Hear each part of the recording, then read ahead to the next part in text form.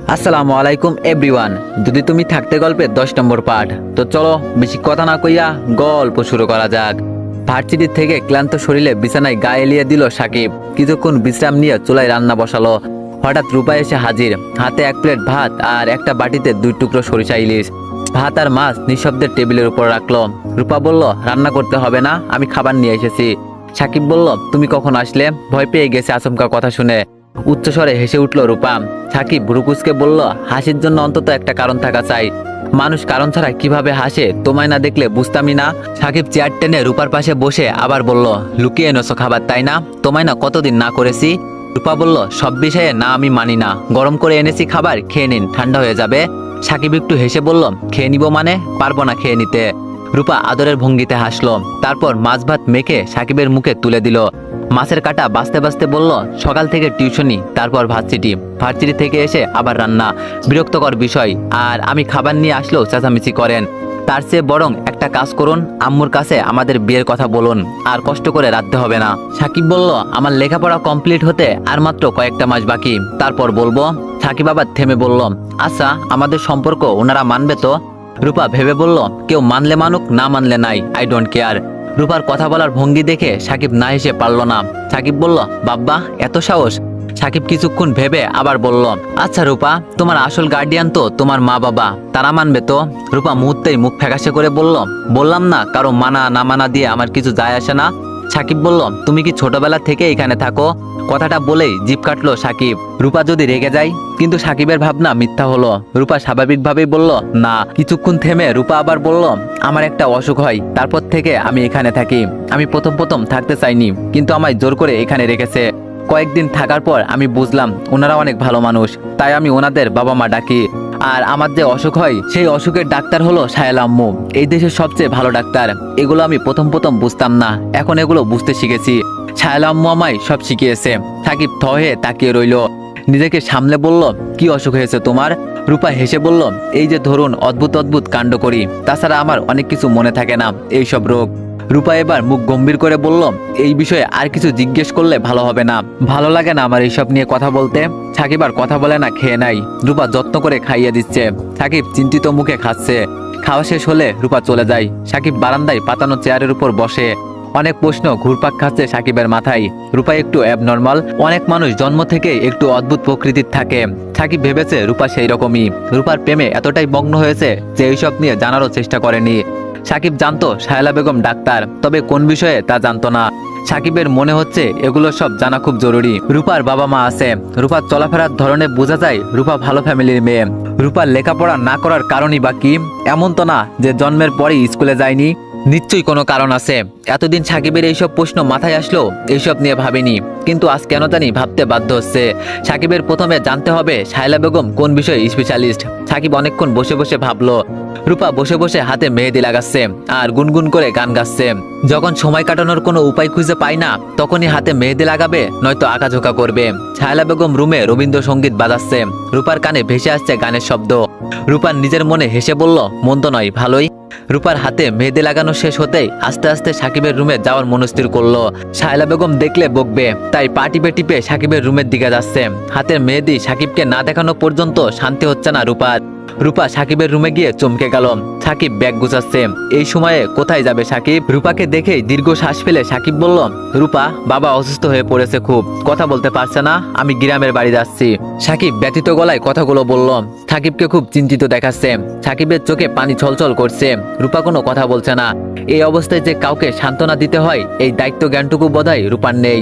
সাকিব রূপার কাছ থেকে কোনো উত্তর না পেয়ে বলল, আমার এক্ষুনি যেতে হবে, আমি তোমার কাছে বলে দিতাম, তা তুমি এসে পড়লে। মন খারাপ করো না, বাবাকে নিয়ে তাড়াতাড়ি এসে পড়বো এখানে ডাক্তার দেখাতে। সাকিব উদ্ভ্রান্তের মতো করছে। রূপার চোখ বেয়ে জল গড়াচ্ছে। রূপা কান্না চেপে বলল, তাড়াতাড়ি এখানে নিয়ে আসবেন বাবাকে, ডাক্তার দেখালে ঠিক হয়ে যাবে। সাকিব রূপার দিকে কিছুক্ষণ তাকিয়ে থেকে বলল, কেঁদো না পাগলি, আমি খুব শীঘ্রই এসে পড়বো, শুধু বাবার জন্য দোয়া করো। বাবার কিছু হয়ে গেলে আমার পৃথিবী থমকে যাবে।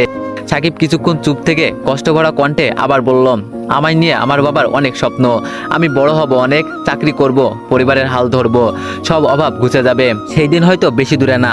বাবার এই স্বপ্নগুলো যদি অপূর্ণ থেকে যায়। সাকিব এই পর্যন্ত বলে থেমে যায়। সাকিবের চোখ বেয়ে এক ফোঁটা জল গড়িয়ে পড়ল। রূপা সাকিবকে জড়িয়ে ধরে হাউমাউ করে কেঁদে উঠল।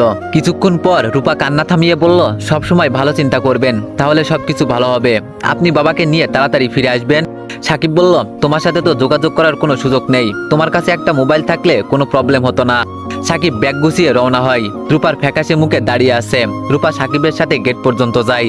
সাকিবকে যতক্ষণ দেখা গেছে ততক্ষণ এক দৃষ্টিতে তাকিয়ে রইল রূপা, তারপর দৃষ্টি বিলীন হয়ে যায়। আর দেখা গেল না সাকিবকে, ভিড়ের মাঝে হারিয়ে গেল। রূপা রুমে এসে ধপ করে বিছানায় বসে পড়ল। পৃথিবীর সমস্ত একাকিত্ব শূন্যতা যেন ভর করেছে রূপার উপর। সাকিব কখন ফিরবে? যদি কখনো না ফিরে?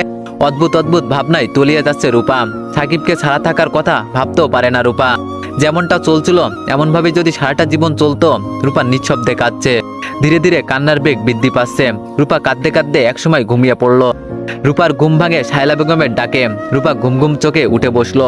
রূপার চোখগুলো ফুলে আছে, চুলগুলো উস্কো খুস্কো দেখাচ্ছে, চেহারায় ক্লান্তির ছাপ। শায়লা বেগম রূপার পাশে বসলো। রূপার মাথায় হাত বুলিয়ে বলল, কি হয়েছে? এমন দেখাচ্ছে কেন তোকে? শরীর খারাপ লাগছে নাকি? কোন বিষয়ে মন খারাপ? রূপা শুকনো মুখে বলল, না কিছু হয়নি। শায়লা বেগম রূপার সাথে আরো ঘনিষ্ঠ হয়ে বসে বলল, রূপা তুই বোধহয় ভুলে যাচ্ছিস আমি একজন সাইকিয়াট্রিস্ট। মানুষের চোখ দেখলেই বুঝতে পারি মনে কি চলে। রূপা একটু ঘাবড়ে গিয়ে বলল, ঘুম থেকে উঠেছি তো তাই একটু শরীর খারাপ লাগছে। শায়লা বেগম কথা না বাড়িয়ে বলল, পূজা আসবে কালকে? রূপা প্রশ্নবিদ্ধ দৃষ্টিতে শায়লা বেগমের দিকে তাকালো। শায়লা বেগম আবার বলল, আরে তোর আম্মু আসবে। রূপা মাথা নিচু করে বলল, ও। শায়লা বেগম কিছুক্ষণ চুপ থেকে বলল, তোর মায়ের সাথে কোনো খারাপ ব্যবহার করবি না, যদি এবার কোনো উল্টাপাল্টা করিস তো খারাপ হবে। তোর মা কতদিন তোকে দেখতে এসে আড়াল থেকে দেখে গেছে, তোর সামনে আসেনি। একজন মায়ের জন্য এটা যে কত কষ্টের তা তুই জানিস না।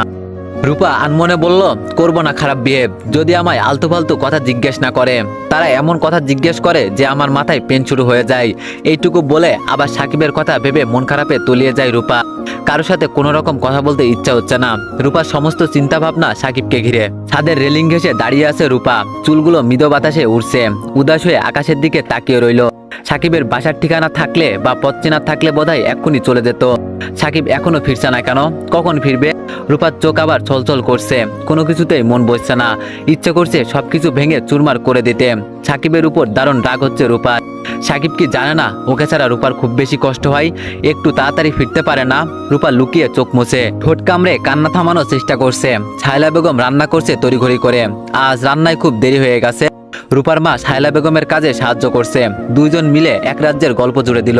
শায়লা বেগম মাংস ধুতে নিতে নিতে বলল, তুই কিন্তু বেশ কয়েকদিন থাকবি, এত তাড়াতাড়ি যেতে পারবি না। রূপার আব্বুকেও আসতে বলবি। রূপার মা বলল, রূপাকে কয়েকদিনের জন্য বাসায় নিয়ে যেতে চাই, ও তো এখন প্রায় সুস্থ। শুধু রূপার মায়ের কথা শেষ হওয়ার আগেই থামিয়ে দিয়ে শায়লা বেগম বলল, তোর বাসায় সবকিছুই রূপার কাছে অপরিচিত, ও যদি স্বেচ্ছায় যেতে চাই তাহলে যাক, জোর করলে প্রবলেম হতে পারে। রূপার মায়ের মুখটা মুহূর্তেই ফ্যাকাশে হয়ে যায়, চোখে পানি ছলছল করছে। চোখের পলকেই হয়তো পানির ফোঁটা গড়িয়ে পড়বে। শায়লা বেগম আবার বলল, মন খারাপ করলি? কি করার বল? আমি যদি না থাকতাম তাহলে তো রূপাকে মেন্টাল হসপিটালে রাখা হতো। মন খারাপের কি আছে এখানে বল? রূপা তো আমার বাসায় থাকে, ও কি এখানে অযত্নে থাকে? আর যে কোনো হসপিটালে ওর সুস্থ হতে যত সময় লাগতো এখানে অর্ধেক সময় লাগেনি। রূপার মা উদ্বিগ্ন হয়ে বলল, আচ্ছা রূপা তো মানসিকভাবে সুস্থ হলেও তো সম্পূর্ণ সুস্থ না। ওকে সম্পূর্ণ সুস্থ করতে দরকার হলে দেশের বাইরে নিয়ে যাব, তো কয়েক মাস বাদেই আসবে। এইসব নিয়ে আলোচনা করতে করতে রান্না শেষ হয় শায়লা বেগমের। রান্না শেষ করে টেবিলে খাবার সাজাচ্ছে শায়লা বেগম। খাবার সাজানো শেষে যায় রূপার রুমে। রূপা রুমে নেই। শায়লা বেগম আজকাল রূপার হাবভাব বুঝতে পারছে না। কেমন মনমরা হয়ে থাকে রূপা, প্রয়োজন ছাড়া কথাও বলে না। কোনো একটা কারণে হয়তো মন খারাপ রূপা। রূপার মা রূপাকে দেখতে এর আগেও যতবার এসেছে ততবারই রূপা খারাপ আচরণ করেছে, শুধু এইবারই ব্যতিক্রম হচ্ছে। রূপা বোধহয় ধীরে ধীরে সুস্থ হচ্ছে, মিউচুয়াল হচ্ছে। রূপার রুমের সামনে দাঁড়িয়ে দাঁড়িয়ে এইসব ভাবছে শায়লা বেগম। এর ভিতরে ডাইনিং রুম থেকে আদিত চৌধুরীর ডাক আসলো। শায়লা বেগম দ্রুত পায়ে ডাইনিং রুমে যায়। মেয়ের মানসিক উন্নতি দেখে খুশিতে আত্মহারা হয়ে যায় রূপার মা। শায়লা বেগমের প্রতি কৃতজ্ঞতা দ্বিগুণ বেড়ে যায়। দুইজনের ধর্ম আলাদা হলেও বন্ধুত্বের সম্পর্কটা কঠোর শক্ত, বোনের চেয়ে কোনো অংশে কম না। এমনকি অনেকে এদের দুইজনকে বোন ভাবে। রূপার চুলগুলোর কথা ভেবে দীর্ঘ নিঃশ্বাস ফেলে রূপার মা। কত লম্বা চুল ছিল। প্রতিদিন রূপা ঘুমাতে যাওয়ার আগে বেনি গেঁথে দিত রূপার মা। হঠাৎ একদিন অ্যাক্সিডেন্ট থেকে কি হয়ে গেল, রূপার উজ্জ্বল ভবিষ্যৎটা ফ্যাকাশে হয়ে গেল। আচমকা ঝড়ে সবকিছু তছনছ হয়ে গেল। এইসবের সাথে নিজেকে খাপ খাইয়ে নিয়েছে রূপার মা। প্রতিনিয়ত এই কষ্ট বহন করে চলে। রূপার বাবা ছোট ভাইটা কারো কষ্টই কম না। রূপা আবার একদম স্বাভাবিক জীবনে ফিরে আসবে, সেই প্রত্যাশায় দিন গুনছে সবাই। সবার প্রতীক্ষা রূপা স্বাভাবিক জীবনে ফিরে আসবে, আগের রূপা হয়ে যাবে। দুপুর পেরিয়ে বিকাল হয়ে গেল। রূপার মা আসছে, তাই আজিজ চৌধুরী আর শায়লা বেগম কেউই অফিসে যায়নি। তিনজন বসে বসে গল্প করছে। রূপাও খাটের এক কোণে বসে আছে। এই আড্ডার আসরে কোনো রকম মন নেই রূপার। রূপা শুধু অপেক্ষা করে যাচ্ছে কখন সাকিব আসবে। রূপার এমন উদাসীন ভাব ভাবাচ্ছে শায়লা বেগমকে। রূপার মা বলল, রূপা আমার সাথে বাসায় যাবে আম্মু, তোমার বাবা যেতে বলেছে, তোমার সব পছন্দের খাবার খাওয়াবো, নারকেলের নাড়ু বানিয়েছে অনেক তোমার জন্য। রূপার মা একটার পর একটা কথা বলেই যাচ্ছে। রূপা শুধু দায়সারা ভাবে হ্যাঁ বলেই যাচ্ছে আর মাথা ঝাঁকিয়ে উত্তর দিচ্ছে। রূপা কিছুতেই রূপার মায়ের সাথে যাবে না, সাকিবকে ছেড়ে কোথাও যাবে না। তাই এখান থেকে কোথাও যাওয়ার কথা প্রশ্নই আসে না। সাকিব দেশের বাড়ি গেল 2 দিন হয়ে গেল, এখনো আসছে না। রূপা পাগল প্রায় অবস্থা, মুখে কোনো কথা নেই, ঠিক মতো খাওয়া দাওয়া করছে না। রূপার মায়ের উপর বিরক্ত হচ্ছে খুব। মহিলাটা এখনো যাচ্ছে না কেন? আগে আসলে একটু থেকেই চলে যেত, আর এবার ঘাপটি মেরে বসে রয়েছে। কোথাকার কি গল্প জুড়ে দেয়। রূপা বিরক্তিতে কপালে ভাঁজ করে ফেলে। রূপার মেজাজ খিটখিটে হয়ে যাচ্ছে, কাউকে সহ্য হচ্ছে না। এইসব ভাবতে ভাবতে বারান্দায় যায় রূপা। গেটের দিকে তাকাতেই দেখে সাকিব এসেছে। রূপা আনন্দে চিৎকার করে ওঠে। রূপার আনন্দ ধ্বনি সাকিবের কানে গিয়ে পৌঁছালো। সাকিব বারান্দার দিকে তাকিয়ে মুচকে এসে দেয়। সাকিবের মা বাবা দুজনে এসেছে। সাকিবের অসুস্থ বাবাকে ধরে বাসার দিকে নিয়ে আসছে। রূপা দৌড়ে সেখানে গেল। কিছু বলতে গিয়েও বলতে পারলো না, কারণ সাকিবের মা বাবার কারণে। রূপা ওনাদের সাথে বাসা অব্দি গেল। দুইজন দুজনের দিকে আর চোখে তাকাচ্ছে, কিন্তু তেমন কিছু বলতে পারছে না। এমন অবস্থায় রূপার দম বন্ধ হয়ে আসছে। সাকিব শুধু বলল, কেমন আছো রূপা? রূপা মাথা ঝাঁকিয়ে উত্তর দিল। সাকিব ভালো করেই বুঝতে পারছে রূপার এই 2 দিনে অনেক কষ্ট হয়েছে। চোখগুলো ফুলে আছে রূপার, চেহারাও বিষাদের ছাপ। রূপা দাঁড়িয়ে দাঁড়িয়ে নীরব দর্শকের ভূমিকা পালন করছে। সাকিবের মা রূপাকে বসতে বলল। রূপা বাধ্য মেয়ের মতো বসলো। খানিক বাদেই সাকিব আবার বাসা থেকে বের হলো হসপিটালের উদ্দেশ্যে সাকিবের বাবাকে নিয়ে। রূপার সাথে একান্তেই আর কথা হলো না। রূপার একাকিত্বর গল্প শোনা হলো না। সাকিবের মা একা বাসায় রইল। রূপার নিরুপায় হয়ে বসে বসে সাকিবের মায়ের সাথে গল্প করছে। ওনার সাথে গল্প করতেও মন্দ লাগছে না রূপার, কিন্তু মনে মনে সাকিবের উপর চাপা অভিমান হচ্ছে। কিন্তু সাকিবেরই বা কি করার? অনেক সময় সব বুঝে শুনেও আমরা প্রিয় মানুষটার উপর রাগ করি, এটাই বুঝি প্রেম। রূপার বেশিক্ষণ গল্প করতে পারলো না। শায়লা বেগম ডেকে পাঠিয়েছে রূপাকে। রূপা চরম বিরক্তি হয়ে হনহন করে চলে গেল। রূপার মা শায়লা বেগম বসে আছে সোফায়। রূপাকে দেখেই রূপার মা রাগী গলায় বলল, কোথায় গিয়েছিলে? রূপা নাকমুখ কুঁচকে বলল, যেখানে ইচ্ছা গিয়েছিলাম। রূপার মা আর কথা বাড়ায়নি। কথা বাড়ালো তাতে বিশেষ কোনো লাভ হবে না। রূপা এমন উল্টাপাল্টাই জবাব দিবে। রূপা রুম থেকে চলে গেল। রূপা রুমে চলে যাওয়ার পর শায়লা বেগম বলল, সাকিবদের বাসায় গিয়েছিল বোধহয়, সাকিবের মা বাবা এসেছে। রূপার মা কিছুক্ষণ চুপ থেকে বলল, সাকিবকে? শায়লা বেগম বলল, এখানে ভাড়া থাকে, ইঞ্জিনিয়ারিং ফাইনাল ইয়ারে পড়ে ছেলেটা, খুব ভালোই ছেলে। রূপার আম্মু বলল, রূপাকে একটু চোখে চোখে রাখিস, ওই বাসায় যেন বেশি না যায়। যত যাই হোক, একটা ছেলের প্রতি একটা মেয়ের বা একটা মেয়ের প্রতি একটা ছেলের আকর্ষণ হতে কতক্ষণ? শায়লা বেগম এইসব নিয়ে ভাবা হয়নি তেমন। বিষয়টা আসলে গুরুত্বপূর্ণ। নিজের সন্তান নেই বলে বোধহয় এইসব নিয়ে চিন্তা ভাবনা আসেনি মাথায়। কয়েকদিন যাবৎ সাকিব খুব ব্যস্ত। সাকিবের বাবাকে হসপিটালে ভর্তি করানো হয়েছে। সাকিবের বেশিরভাগ সময়ই কাটে হসপিটালে। রূপার সাথে ব্যস্ততার জন্য কয়েকদিন যাবৎ তেমন কথা হয়নি। মাঝে মধ্যে টুকটাক কথা হয়েছে। রূপা যে ভীষণ মন খারাপ করে আছে তা সাকিব বুঝতে পারছে। হসপিটালে আসার সুবাদে সাকিব এটাও জেনেছে যে শায়লা বেগম একজন সাইকিয়াট্রিস্ট। রূপার মেন্টাল প্রবলেম এটাও বুঝতে পেরেছে সাকিব। রূপার এই প্রবলেমটার জন্যই রূপার প্রতি ইমপ্রেস হয়েছে সাকিব। তাই এটা নিয়ে সাকিবের কোনো প্রকার প্রবলেম নেই। উপরন্ত সাকিবের মনে হয় যে রূপার এই পাগলামিগুলোর জন্যই সাইকিয়াট্রিস্ট কেন থাকুক না এমন পাগলামি সারা জীবন, কিন্তু এই পাগলামি শুরুর কারণ আর কবে থেকে শুরু এটা অবশ্যই জানতে হবে সাকিবের। কিন্তু হসপিটালে সারাদিন দৌড়দৌড়ির উপর আছে সাকিব। রূপা বলেছিল ওর আম্মু এসেছে, সাকিবের সাথে দেখা হয়নি। সাকিবের ইচ্ছা ছিল রূপার মা নামক মানুষটাকে দেখা, আর সাকিব জানে রূপা ওর মাকে সহ্য করতে পারে না। কিন্তু এবার বুঝি একটু চেঞ্জ হয়েছে রূপা। তাছাড়া রূপা আগের মতো পাগলামো করে না। রূপা এর আগেও অনেকবার বলেছে যে ওর আম্মু আসছিল, কিন্তু সাকিবের সাথে কখনো দেখা হয়নি। কালকে সাকিবের বাবাকে বাসায় নিয়ে যাওয়া হবে। সাকিবের বাবা এখন প্রায় সুস্থ। অন্যদিকে সাকিবের টিউশনি ভার্সিটি সবব এই মাসে বেশ বন্ধ দিয়েছে টিউশনি। গার্ডিয়ানদের কথাও শুনতে হয়েছে, এখন আবার শুনতে হবে। রূপার সাথে কবে যে আবার ভালোভাবে কথা হবে কে জানে। রূপা তো রাগের পাহাড় জমিয়ে রেখেছে। তাছাড়া রূপাকে নাকি এখন বেশ চোখে চোখে রাখে। সাকিবের বাবা মাও এখানে, তাই কথা বলার সুযোগ হয়ে ওঠে না। সাকিবের দম বন্ধ হয়ে আসছে। রূপার মা আজ চলে যাবে, রূপার ছোট ভাই আর ওর বাবাও এসেছে। রূপার মন এখন বিষণ্ণ থাকে। সবকিছুই আগের মতো হয়ে যায় না কেন? রূপা একটা বিষয় বুঝতে পারছে না যে রূপার বাবা মা ভাই নামক মানুষগুলোকে আজকাল তেমন অসহ্য লাগে না। রূপার বাবা মা চাচ্ছে কয়েকদিনের জন্য রূপাকে নিয়ে যেতে, কিন্তু রূপা নারাজ, কিছুতেই এখান থেকে যাবে না। রূপার বাবা মাও তেমন জোর করছে না, কারণ তারা চায় রূপা সব ভুলে স্বাভাবিক জীবনে ফিরে আসুক। তাই ওর ইচ্ছার বিরুদ্ধে কিছু না করাই ভালো। রূপার ছোট ভাই অন্তিম বারবার কাঁদো কাঁদো গলায় বলছে, বাসায় চলো না দি, কতদিন তুমি বাসায় থাকো না, তোমায় অনেক বেশি মিস করি। বলতে বলতে চোখ গড়িয়ে পানি পড়ে অন্তিমের। রূপা শুধু অপরিচিত ভঙ্গিতে তাকায়, কি বলা উচিত বুঝে উঠতে পারে না। যাওয়ার সময় রূপার বাবা মা অন্তিম সবাই কাঁদলো। এদের কান্না দেখে শায়লা বেগমও না কান্না আটকিয়ে থাকতে পারলো না। রূপা দাঁড়িয়ে দাঁড়িয়ে দর্শকের মতো সব কাণ্ড দেখছে। এইসব কান্নাকাটির মানে বুঝতে পারছে না, আর কারণও খুঁজে পাচ্ছে না। রূপার মা বাবা চলে গেল। রূপার মন কেন জানি বিষণ্ণতায় ভরে গেল। খুব একাকিত্ব অনুভব করছে রূপা। সাকিবও আগের মতো সময় দিচ্ছে না। সবকিছু অসহ্য লাগছে রূপার। চিৎকার করে কাঁদতে ইচ্ছা করছে। রূপার ড্রেসিং টেবিলের কাছে রাখা ফুলদানিটা ফ্লোরে আছাড় দিল। বিকট শব্দ গিয়ে পৌঁছলো শায়লা বেগমের কানে। শায়লা বেগম দৌড়ে রূপার রুমে আসলো। রূপাকে নানানভাবে বুঝিয়ে শান্ত করলো, কিন্তু রাতের বেলায় ভীষণ জ্বর আসলো রূপার গায়ে। জ্বরে শরীর পুড়ে যাচ্ছে। শায়লা বেগম রূপার পাশে বসে কপালে জলপট্টি দিচ্ছে। হঠাৎ এমন জ্বর আসার কারণ খুঁজে পেল না শায়লা বেগম। রাত প্রায় 12টা বেজে গেল। রূপা ঘুমাচ্ছে না, শুধু জ্বরে কাঁপছে। শায়লা বেগম রূপার মাথার কাছে বসে রইল। আজিজ চৌধুরী অনেকক্ষণ সজাগ ছিল, ধৈর্যহারা হয়ে শেষে ঘুমিয়ে পড়ল। শায়লা বেগম রূপার মাথায় হাত বুলিয়ে দিচ্ছে পরম আদরে। রাত 1টার দিকে ঘুমিয়ে পড়ল রূপা। শায়লা বেগম রূপার কপালে আলতো করে চুমু খেল। রূপার পুরো রুমটা অগোছাল। শায়লা বেগম দক্ষ হাতে নিঃশব্দে রুম গোছাচ্ছে। হঠাৎ ড্রেসিং টেবিলের ফাঁকে একটা টিনের বক্স চোখে পড়ল। শায়লা বেগম কৌতূহলী মনে বাক্সটা খুলে দেখলো। কতগুলো টুকরো টুকরো কাগজ। শায়লা বেগম কাগজগুলো খুলে দেখতে লাগলো। শায়লা বেগমের মাথায় যেন বাজ পড়ল। বিস্ময়ে চোখ মুখ কুঁচকে ঘামতে লাগলো। ধপ করে চেয়ারে বসে পড়ল। প্রথমে যে কাগজটার ভাঁজ করলো সেটাই লেখা, ভার্সিটি যাচ্ছি আমি, তুমি খেয়ে নিও, কিন্তু পাগলামি করো না কোনো রকম। শায়লা বেগম আবার একটা কাগজের ভাঁজ ভাঙলো। সেটাই লেখা, ওই কালো শাড়িটা আর নুপুর জোড়া পরে ছাদে এসো, কপালে ছোট্ট একটা টিপ দিও। শায়লা বেগম যেন হতবাক, নির্বুদ্ধি হয়ে যেতে লাগলো। আবার একটা কাগজ হাতে নিল। সেটাই লেখা, মায়াময়ী আমি ভার্সিটিতে যাচ্ছি, লেট হয়ে যাচ্ছে আমার। শায়লা বেগম হতভম্ব হয়ে বসে রইল। এরকমটা কখনো ভাবেনি। শায়লা বেগম ভিমরি খেয়ে বসে রইল। নিজেকে অপরাধী মনে হচ্ছে। রূপার মা বাবাকে কি জবাব দিবে? তারা এইসব জানলে কি বলবে শায়লা বেগম?